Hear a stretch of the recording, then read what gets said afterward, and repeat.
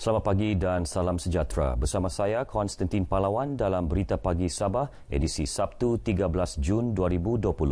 Sabah mencatat satu kes kematian semalam yang direkodkan di Keningau. Ini menjadikan jumlah kematian 6 orang daripada 356 kes positif COVID-19 di Sabah.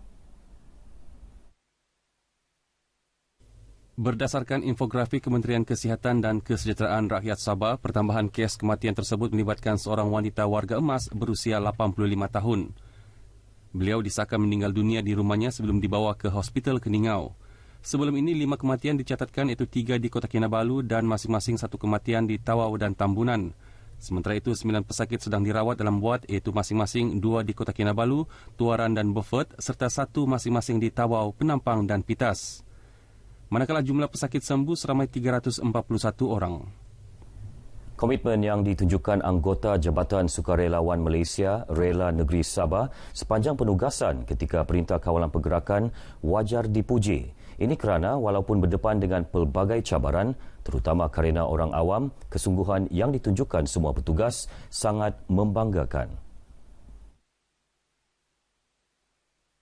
Demikian dinyatakan Pengarah Rela Negeri Sabah Muhammad Fauzi Jumaat kepada RTM di Kota Kinabalu. Antara cabaran yang saya lihat yang dihadapi oleh anggota Rela ini adalah Sekatan Jalan Raya lah, sepanjang 86 hari dilaksanakan.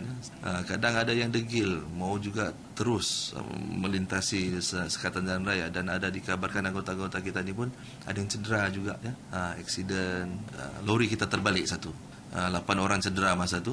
Menurutnya, seramai 1,300 anggota rela ditugaskan sepanjang PKP berkenaan. Sementara itu, katanya seramai 800 anggota rela terlibat dalam penugasan sepanjang Perintah Kawalan Pergerakan Pemulihan PKPP di seluruh negeri. Antara tugas dilaksana ialah pemantauan pematuhan dan teguran kepada orang awam yang mungkin tidak mematuhi prosedur operasi standard mengawal pusat kuarantin serta rondaan bersama pegawai rela. Kawasan tumpuan termasuklah bank dan gerai. Semua masjid dan surau di negeri ini diingatkan agar sentiasa patuh prosedur operasi standard SOP yang ditetapkan Majlis Keselamatan Negara dan Kementerian Kesihatan Malaysia dalam melaksana aktiviti keagamaan yang bagi membantu usaha membendung penularan COVID-19. Selaras kenyataan media yang dikeluarkan Pejabat Mufti Negeri, semua aktiviti keagamaan di negeri ini tertakluk dengan arahan semasa yang dikeluarkan Kerajaan Negeri Sabah. Mufti Negeri Sabah, Datuk Bungsu Aziz Jaafar meminta semua AJK masjid dan surau di kawasan masing-masing melaksana SOP mengikut panduan ditetapkan seperti membuat pemeriksaan suhu, maklumat jemaah, penggunaan pelitup hidung dan mulut serta penjarakan sosial. Selepas itu kita akan review balik dan mudah-mudahan kita akan dapat suatu keputusan yang lebih melegakan untuk memberikan ruang dan peluang kepada lebih ramai jamaah untuk sama-sama bersolat Jumaat dan berjamaah di masjid lah. Beliau menyatakan demikian kepada RTM di Kota Kinabalu. Dalam perkembangan berkaitan penambahan jumlah jemaah dalam solat berjemaah, sama ada solat Jumaat maupun fardu di setiap masjid dan surau disambut baik umat Islam di negeri ini yang dilihat sebagai perkembangan positif dan berita gembira kepada masyarakat Islam di negeri ini. Pengurusan masjid bandaraya para jemaah ini cukup baik sekali, yang mana arahan-arahan yang telah dikuatkuasakan oleh kerajaan tentang ini penjarakan dan juga kehadiran para jemaah itu. Kami di pihak jawatan kuasa ini setiap Jumaat akan datang, insya-Allah. Walaupun hanya dibenarkan untuk 40 jemaah setiap sekali solat Jumaat, kita akan memikirkan soal penggiliran. Semenjak ini PKP diumumkan, jadi pertama kali saya datang solat, jadi rasa sedikit lain lah pasal ada social distancing dan peraturan di masjid pun okey, bagus. Bahawa masa ni saya tengok ahli jawatankuasa masjid mengikut SOP lah yang seperti mana yang telah ditentukan oleh kerajaan, dan saya bersyukur kerana dengan mengikuti SOP ni adalah juga merupakan mengikuti syarak yang telah ditetapkan oleh agama kita sendiri. Setakat ini solat Jumaat dibenarkan seramai 40 orang termasuk imam, khatib serta ahli jawatankuasa masjid maupun surau, sementara solat fardu hanya 12 orang dibenarkan. Polis Sanakan berjaya menangkap seorang daripada 9 tahanan lelaki yang melarikan diri dari Pusat Tahanan Sementara PTS Sibuga Rabu lalu. Lelaki tersebut berjaya ditahan di sebuah pondok tepi jalan di Batu 17 Sanakan, kira-kira 5.52 petang semalam. Menurut Ketua Polis Daerah Sanakan ACP Muhammad Azhar Hamin, berlaku sedikit pergelutan ketika polis menghampiri lelaki berkenaan. Lelaki tersebut yang dikenali sebagai Wahid Alibaba kemudiannya mengaku telah melarikan diri bersama 8 tahanan lain yang masih bebas. Operasi mencari diteruskan oleh anggota Jabatan Siasatan Jenayah JSJ Sandakan dengan tumpuan lokasi yang dipercayai menjadi tempat persembunyian mereka termasuk kawasan Setinggan. Maklumat tahanan juga telah diedarkan kepada balai polis di setiap daerah di Pantai Timur selain dimuat naik ke laman Facebook Polis Daerah Sandakan. Dan saya minta menyeru pada seluruh masyarakat dan sekiranya ada maklumat berkaitan wang asing ataupun yang tidak ada di kawasan itu, segeralah membantu kepada pihak polis. Dan dalam Facebook kami pun kami dah bagi gambar-gambar suspek. Mungkin kalau mereka kenal, segeralah membantu untuk bantu menangkap semua tahanan yang lain. Kejadian berlaku kira-kira 2.20 pagi Rabu lepas ketika hujan lebat dan kesemua tahanan terbabit melarikan diri melalui tingkap tandas yang dirosakkan di PTS berkenaan. Mereka yang melarikan diri merupakan tahanan kes imigresen dan dalam proses pengusiran ke negara asal. Orang ramai yang mempunyai maklumat diminta menghubungi bilik gerakan Ibu Pejabat Polis Daerah Sandakan di talian 089-212-222 atau mana-mana balai polis berhampiran. Kes disiasat di bawah Seksyen 223 dan Seksyen 224 Kanun Keseksaan. Kerja-kerja membina Balai Bomba dan Penyelamat BBP Nabawan yang tertangguh susulan pandemik COVID-19 dan pelaksanaan Perintah Kawalan Pergerakan PKP dan Perintah Kawalan Pergerakan Bersyarat PKPB diteruskan.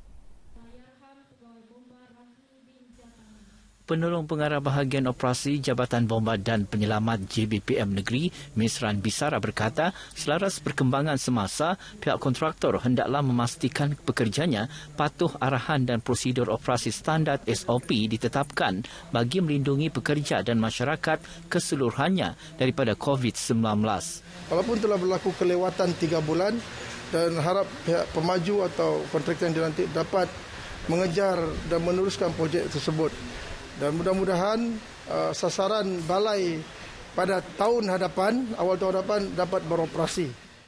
Beliau berkata demikian selepas Majlis Anugerah Perkhidmatan Cemerlang APC 2019 JBPM Zon Keningau di Balai Bomba Suok. 9 penerima APC dari BBP Keningau, Tenem dan Tambunan menerima sijil cemerlang dalam majlis ini. Dalam pada itu, Misran berkata, operasi sanitasi tempat awam termasuk sekolah akan dilakukan secara berperingkat bermula 24 Jun. Setakat ini, 888 operasi sanitasi telah dilakukan di kawasan bangunan kerajaan, tempat awam, pusat perniagaan dan pasar raya. Lebih 700 peluang pekerjaan ditawarkan Jabatan Tenaga Kerja Sabah JTK menerusi program Jobs Malaysia yang merupakan sebahagian usaha JTK untuk membantu pencari kerja yang terjejas akibat Perintah Kawalan Pergerakan PKP yang dilaksana sejak 18 Mac lalu akibat penularan pandemik COVID-19. Ketua Penolong Pengarah JTK Sabah Osman Abdullah berkata pelbagai jawatan ditawarkan termasuk pekerja am dan pengendali makanan.